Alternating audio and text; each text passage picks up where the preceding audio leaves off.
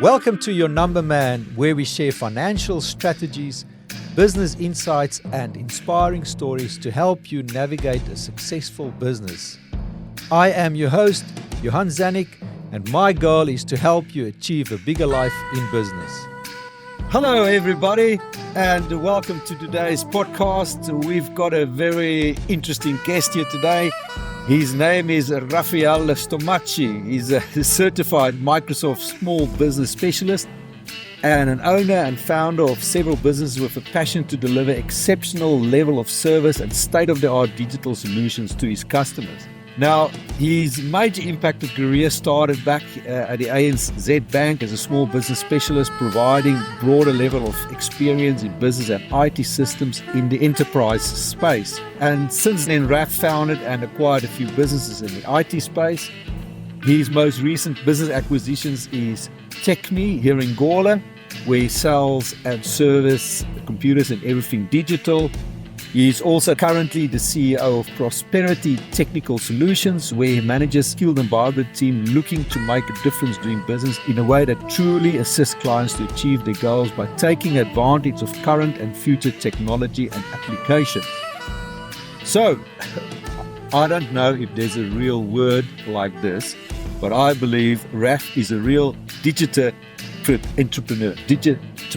Is there a word like that? Maybe a digitpreneur. Yeah, I don't know. Yeah. I think if we make the word, we'll have to make sure we can pronounce it properly. Yeah. Well, anyway, thanks, Johan. welcome to the podcast. Did I get your introduction correct? To clarify, I wasn't doing IT at ANZ, apart from in the daily life. I was actually merchant of debt, selling money instead of computer systems for a little while there. Yes. And I still call myself a managing director instead of a CEO. And I guess, that's about really analyzing your business structure and knowing where you sit.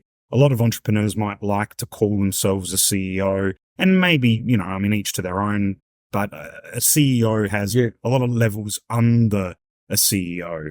So I still do a lot of work in my businesses. Yeah. So I think a managing director, that's where I sit. You live and breathe computers, basically, and you had a passion and understanding for computers since a very young age. How did your philosophy for a practical understanding of technology come from? Yeah, so I guess interesting experiences in my life, two father figures growing up. And my stepfather, who I received a lot of my technology mentorship from, was the chief physicist at Oztech Microsystems. And he inspired me to take advantage of technology, both personally in life, and got me my first job in the IT industry as well. So I have a lot to thank my stepfather, Lester Payne, for. The learning and the understanding in a practical sense. We had an electronics shed as well as the garden shed and the car shed when I was growing up. And the electronics shed was full of computers and electronic components. I'd sit in the electronics room and just watch and learn. But having it all around me, it became innate. Yes. The use of the technology, the troubleshooting, the figuring stuff out, seeing the guts of a computer from a very young age rather than just using all those sort of different practical senses that we lose a little bit in technology today because technology is just there and we're just taking advantage of it so much more easily. It's like you get in your car and you just go. You just go. You're not thinking about the internal flushing, you're not thinking about your oil, you're not thinking about your radiator levels. That's right. That's what technology is for us today. Whereas when I started, and we're talking the late 80s, and my mother as well was using computers in her business. And I guess that's then the next part of where you get to be a digitalpreneur. Yeah, that's the way. Digitpreneur. So, all that technology experience and then leading down the next path. Yeah. Fantastic. Yeah. Learning the technical aspect of it more than just taking advantage of it. And whereas as technology matures, it doesn't matter what the type of technology is. But as people use it easier, that's what happens. They use it easier. We don't understand necessarily the practical side. So I was lucky to experience that, like you said, from a very young. That's your stepdad. Yeah. And it's not exactly the same, but have you read that book, The Rich Dad, Poor Dad? Oh, yeah. Yeah. I wouldn't say it's exactly the same, but the one dad was entrepreneur, the other one dad's academic. Yeah. And your real dad is the entrepreneur and a chef. Yeah. So I grew up in restaurants with my father. Yes. So, the Italian name, my father was Damiano Stomaci and I'm Raffaele Damiano Stomaci. Oh. So, I had a lot of influence from Dad. Dad was a chef, trained in Italy and Europe, and then came to Australia. People that were into the food industry in the 80s and 90s might remember the Black Bull that was next to the Pink Pig on O'Connell Street. We used to live out the back of the Black Bull. But then Dad started a little restaurant down in a basement in Perry Street called Faster Pasta. So Faster Pasta. We still call it Faster Pasta today. So my dad, the great chef, excellent chef, and his recipes were in a lot of the Italian restaurants around Adelaide in the 80s, 90s and early 2000s. But, great chef, not necessarily the best restaurateur. So he sold the Faster Pasta business to his business partner at the time, who then sold it to his cousins who did the franchise that we know it today with multiple outlets and factory operation and all that kind of stuff. Yeah. So, Dad was like the best chef, probably one of the best Italian chefs in Australia, let alone Adelaide. We were lucky to have it in Adelaide, but not necessarily the best restaurateur. Yeah. From Adelaide, you could see all this influence, all the Italian and Greek and Spanish influence as well from, I don't know, what was Australia like before that? It was probably just pot roast. Yeah, pot roast and not even fish and chips. The food industry in Adelaide has always been influenced by immigrants. And we're very, very lucky for that, I think, in Adelaide. And as chefs grow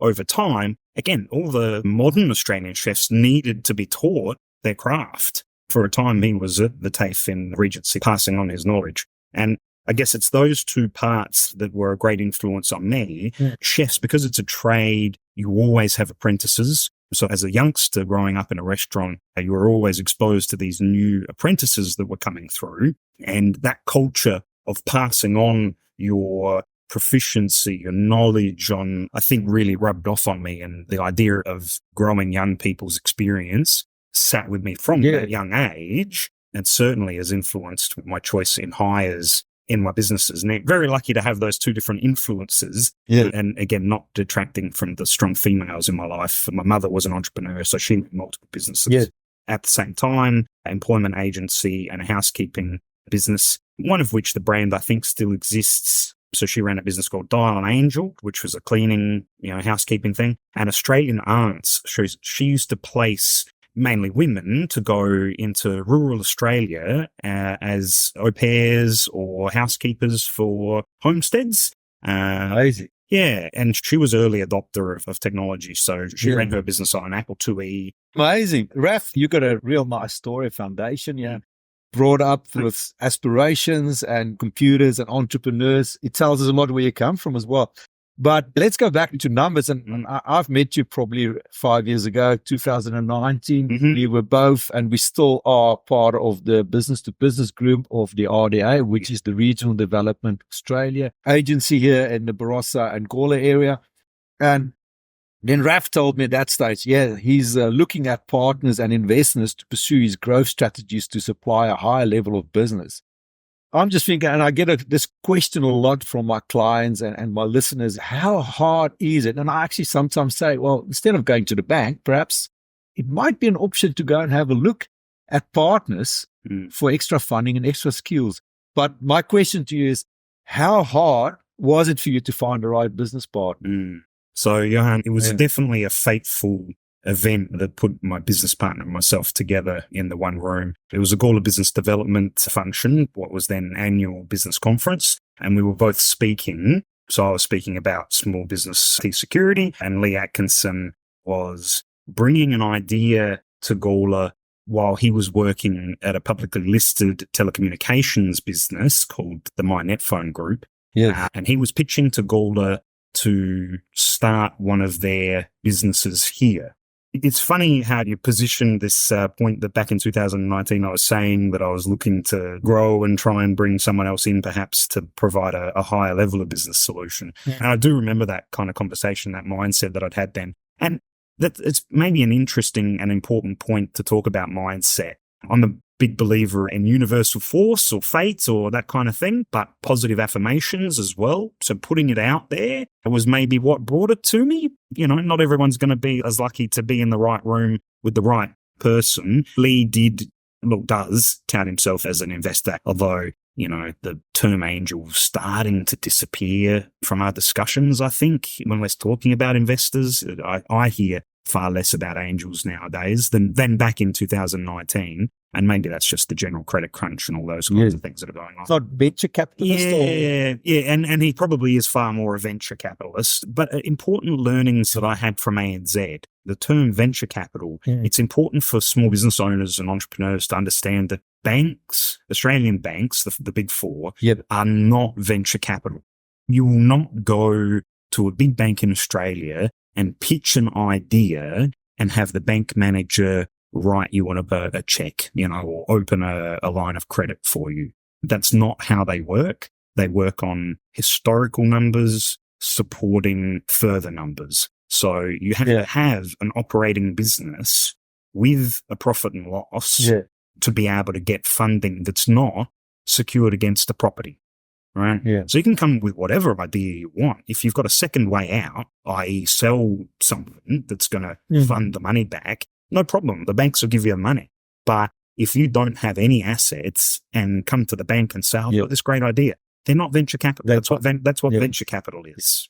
Ideas are an adventure, and that's where the venture capital comes from. Whereas a true business, an operating business, a profit and loss, the numbers, yes, I've got this much surplus income after my expenses that I've got enough money to pay debt, to pay interest. That's what the bank's interested in, not necessarily even to pay it off, although they do want that. Well, they want you for life. They want to make money out of it. Yeah, right.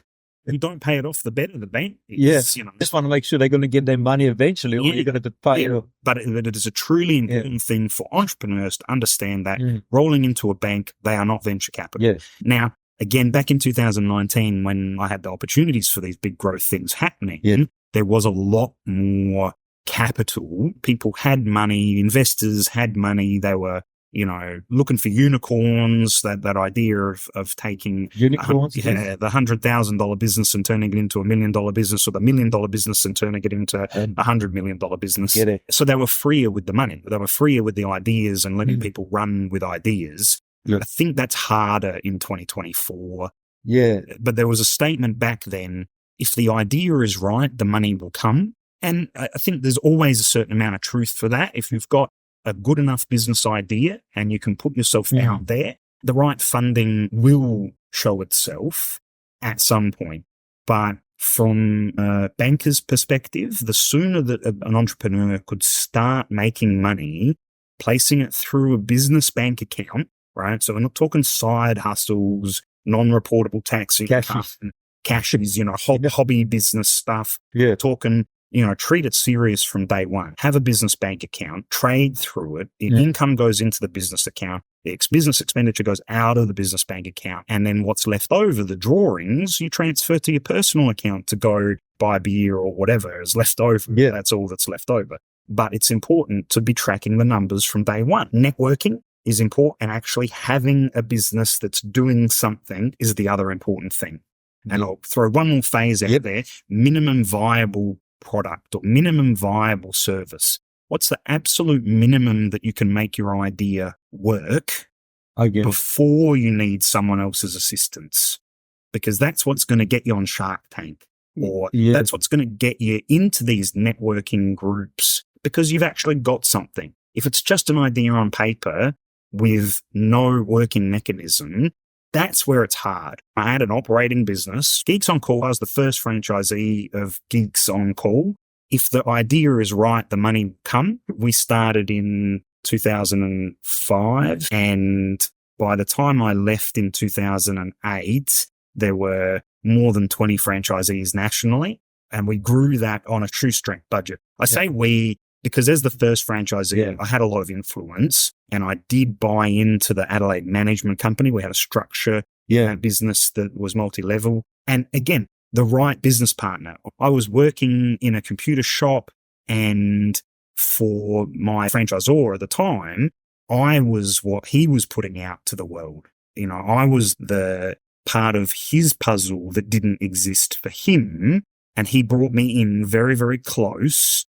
I learned a lot about business, I had the technical skills, and that's why I made a good business out of it. Yep. But I was his answer to putting out to the world. He needed the right first franchisee, and I was that right first franchisee. And yeah, so finding Lee, I was a bit of an answer to him, but vice versa, right? And again, the complex structure in that, and probably too much for this podcast to talk about how we actually... We can always get you back. Yeah. Yeah. Actually executing the way that we did with that is, again, interesting for entrepreneurs to understand. We'll maybe save it for another podcast. Well, we'll save it. But coming back to the numbers, again, I knew what I could do by myself, and I knew that I needed a cash injection to take the business to the next level, right? And at that time, from a loaning perspective, that was going to be very, very difficult. And essentially, if we call it down the path of, well, I allowed a business partner to come in, inject capital, a certain level of tens of thousands of dollars, to effectively take 50% of the business. Now, some people will cringe at that, you're going to let your idea go. But really, if you don't have the funding to push something forward, 50% of nothing is still nothing. Lee helps hold me to account on the numbers as well. You've got to have the rules of engagement, right? The partnership agreement is more than a piece of paper that says, 50% of the profit at the end of the financial year, right? You must lay out whose responsibilities are what. And Lee was very much, I'll take whatever responsibility you need me to take, but otherwise, you call the shots. That worked for us because it was a small team. Yes. And it would need to change, it's a very thing. There's no off-the-shelf partnership agreement. It needs to be tailored to the entrepreneur, to the investor, because everyone's going to have what they want to come out of it different, making sure you know where you're going to end. And it doesn't matter whether a partner's an investor or a partner to share the workload. Knowing where you're going to end the business is hugely important. Great engineers are great engineers. They're not necessarily good business people. So if an engineer decides to bring a business person onto a project, having that ending goal is vastly important. Yes. Because often the entrepreneur, the ideas person, the engineer, the passion doesn't necessarily have the same end goals as an investor or the investor partner, the business partner. They'll often see things differently. And that's important on a lot of respects. But again, when I reflect on my time at the bank, business partnerships that were two friends that decided to go into business together or, that kind of thing often failed. And they often failed because they weren't properly set out and whose responsibilities. There's going to be angst that comes from a lack of clarity. My slogan is almost clarity is power. You want to know your team, your market, your skills that you got, your business aspirations, and obviously your finances, your businesses. You got to have that clear vision, almost like a 360 degree around you. How did clarity help you to keep your drive and focus? Yeah, look, people are hugely important. But when we're talking about numbers, depending on the size of business, so ultra small business in Australia, a lot of our businesses are ultra small businesses, owner operators, that sort of thing. So of course, an owner operator, that's where the buck stops for managing your numbers. And my advice to those kind of business owners is still make sure you have a separate bank account for business to personal. So again, this is the banker in me talking. It's very much still a business owner's perspective. You've got to have separation. You've got to be able to look at a list of transactions and know this is what my business is doing. But 2009, I think Xero came to market in Australia and pushed the bank feeds into accounting platforms. It had been Xero, the accounting practice. Accounting software. It had been there for other platforms, but Xero really made it easy through some partnerships with Australian banks. And now every accounting platform, if you're not doing bank feeds, you're missing the mark, right? And that's the idea of the numbers have to be in there sooner rather than later. I can do my P&L on my phone daily as long as I'm doing my reconciliation. You're either outsourcing it, and you've got to have the expectation that who you're outsourcing it to is preparing those numbers to the point where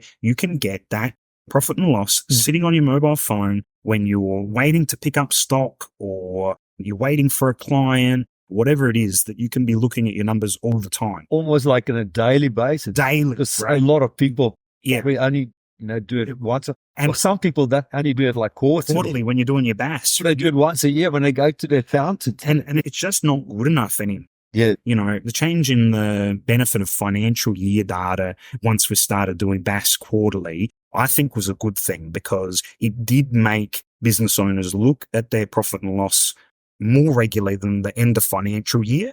But I think if you don't have an accountant who's doing quarterly catch-ups with you to review the financial viability of your business, then you're just paying a tax accountant. You're not paying an accountant. And I know your specific form of accounting is that idea of you got to be looking at every sale. Like, don't even worry about the end of profit and loss. You got to know, was this sale profitable?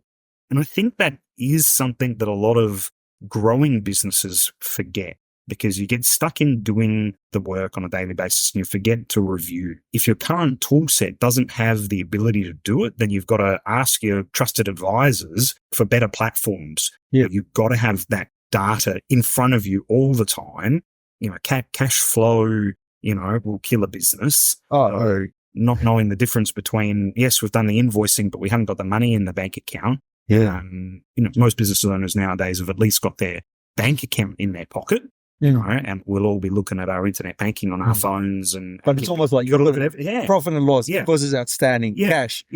And a lot of people see, there's profit on the books, but there's no bloody cash. All of those markers can be put in front of you on a daily basis, depending on when you're getting your reconciliation done. Maybe daily isn't that easy, but definitely at a weekly perspective, usually they're doing reconciliation during the month, which means your profit and loss can be pretty close to real, as long as you're getting your source data in as soon as possible. If you don't put the good stuff in, then you're not going to get a good report out. So it's knowing, well, what was my source data? What are the easy ways of getting that source data into a platform for me to review my numbers? So we've got two different accounting platforms that we need to look at, one on a daily basis and one doesn't really matter about the daily. So at the retail shop, it is about the daily numbers. So this is TechMe across the street, which we took over TechMe from the previous owners who'd done a long slog running the shop over 10 years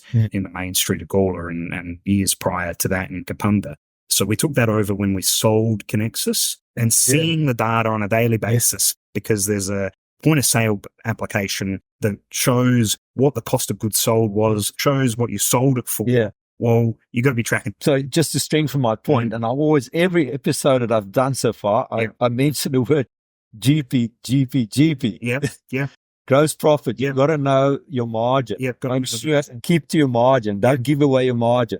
Margin and ratios, because I think knowing your fixed expenses and the ratio then of the required gross margin or gross profit is the other thing that I've found to be a super important aspect, because most of my businesses are people heavy. I've got to have technicians, engineers to do the work, whether it's repairs on computers, whether it's creating a digital telephone system for a business in Victoria or Tasmania. We had a lot of clients in Tasmania when we were doing the Connexus business, telecommunication business.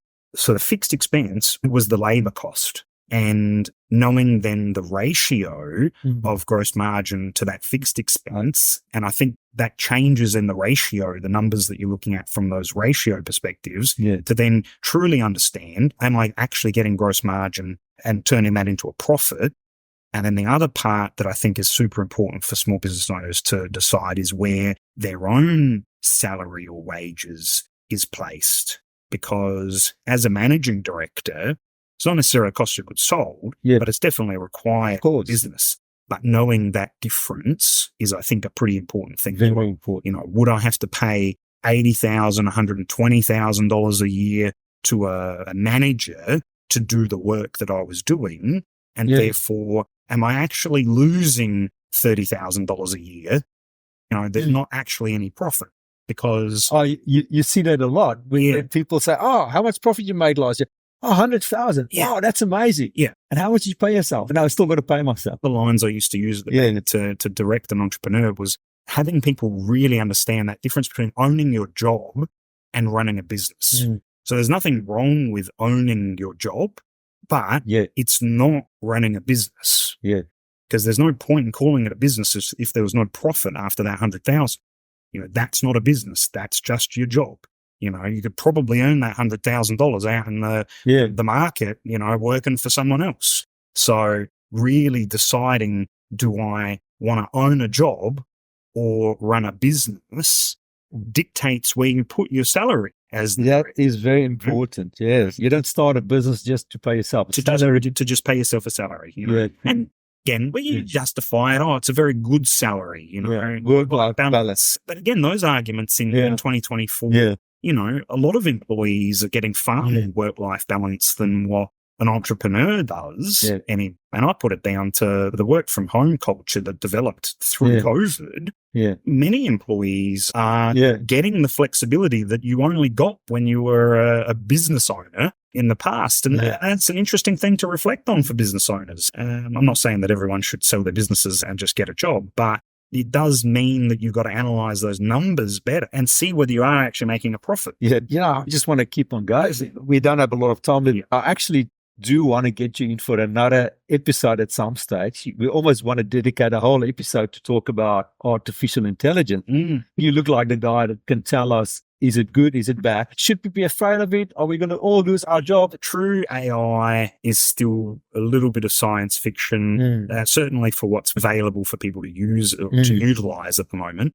I think the doom and gloom of will it destroy financial markets? As soon as someone gets a real AI that can trade commodities and take advantage of the stock market, mate, we're in for a bit of trouble when they unleash that. But, notwithstanding the Facebook ads that we see for AI trading bots, if someone had got that and it was actually working, there would be no financial market because stocks would just be traded the heck out of. Bubbles would burst all over the place. So the risk of AI is the risk of not using AI. A good point. So, we in an era where the creation of data, even this conversation, could probably have been created with a large language model, right? Which is what most AI that everyone's experiencing at the moment is a large language model. And that should not necessarily scare people. If we're not learning how to utilize that tool, we're going to get left behind. Typically, business owners want to jump on stuff and take advantage of things in their business. And AI is definitely one of those things that entrepreneurs should be trying to take advantage of in this sort of data creation methodology of what AI is today. But there are a lot of discussions to have around it. I think that the best businesses will be ones that use AI to supplement or augment more staff. Augment? Use in conjunction with. So AI by itself is rarely going to do a great job at content creation. You're not going to get a bot to sell your service to a client, but you're going to get AI to assist a salesperson create more content, whether it's sales reports, whether it's marketing data, whether it's answering emails, setting appointments in your calendar better. All of these things is what we have the ability to use AI for in 2024. And if we're not starting to do that, then we're missing out. Basically, the real risk is not embracing it. And Raff, but just quickly, and I don't want to put you on the spot. I know my young lad, he likes to go out clubbing every now and again. Hey, guess what I saw at the club last night? Look at this old fella. Well, you're 10 years younger than me anyway. Oh, sure. Oh, yes, Raff, clubbing away. So how important is this for us entrepreneurs or business people to get a bit of an outlet from our business? Let your hair down. Yeah. Look, I don't mind letting my hair down a little bit, getting a bit of boogie on. And look, the age-old saying of, if you find something that you enjoy, you'll never work a day in your life. I think most entrepreneurs are in that sort of category, right? We love what we do. So we don't feel like it's a lot of hard work, but definitely disconnecting from analyzing your numbers and working in your business or on your business and just disconnecting is important.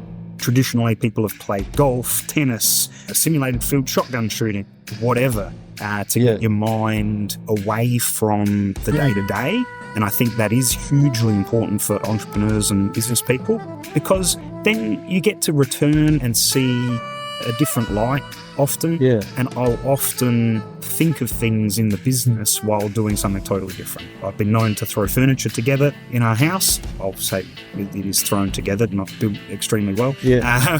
But there's a few good bookshelves that I've made. Yeah. And while doing that kind of stuff, you will often still be thinking about business. And that's not a bad thing.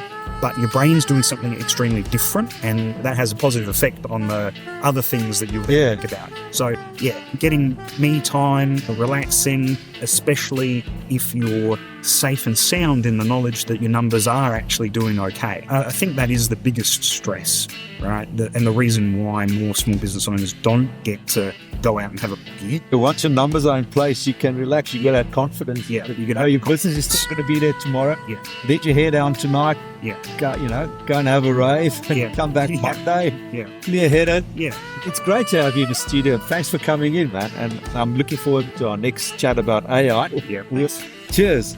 Well, thanks for listening to the show. I really hope you got some great takeaways from it. If you found this episode helpful, please subscribe to the show. It would be great if you can share it. You can also look me up on socials. I'm on Facebook, Instagram, LinkedIn. And you can also get in touch with me on my website, which is www.yournumberman.com.au. And you can get in touch with me as well. I'll definitely get back to you. See you next time. Cheers.